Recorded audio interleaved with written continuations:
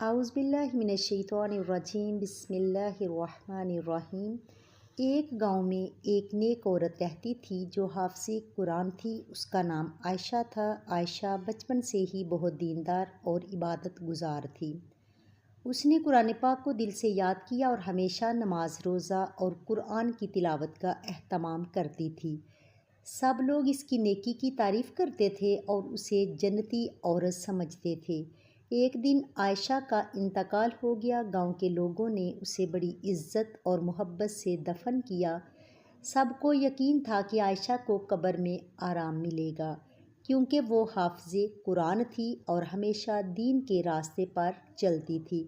لیکن عائشہ کو دفن کرنے کے بعد ایک عجیب واقعہ پیش آیا۔ اسی رات گاؤں کے ایک بزرگ نے خواب میں دیکھا کہ عائشہ کی قبر میں عذاب ہو رہا ہے۔ وہ بہت حیران اور پریشان ہوئے کہ ایک نیک اور حافظ قرآن عورت کو عذاب کیوں ہو رہا ہے۔ وہ صبح اٹھ کر علماء کے پاس گئے اور انہیں اپنے خواب کے بارے میں بتایا۔ علماء کرام نے بزرگ سے کہا کہ خواب کا مطلب جاننے کے لیے مزید تحقیق کرنی چاہیے۔ وہ لوگ عائشہ کے گھر والوں سے ملے اور ان کی زندگی کے بارے میں پوچھا۔ جب انہوں نے تحقیق کی تو یہ معلوم ہوا کہ عائشہ نماز اور تلاوت تو بہت کرتی تھی، مگر اس کا دل لوگوں کے ساتھ بدسلوکی اور غلط باتوں میں لگا رہتا تھا۔ وہ دوسروں کی غیبت کرتی تھی اور بعض اوقات جھوٹ بھی بولتی تھی۔ علماء نے سمجھایا کہ حافظ قرآن ہونا بہت بڑی بات ہے، لیکن اعمال کی اصلاح بھی ضروری ہے۔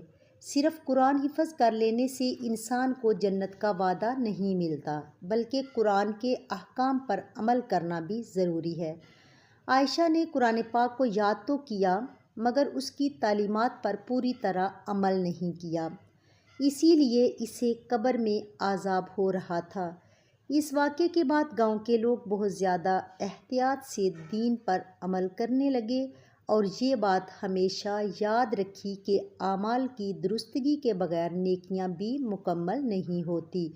اس کہانی سے ہمیں یہ سبق ملتا ہے کہ علم حاصل کرنے سے کچھ بھی حاصل نہیں ہوتا جب تک جو ہم نے علم حاصل کیا ہے اس پر عمل نہ کیا جائے۔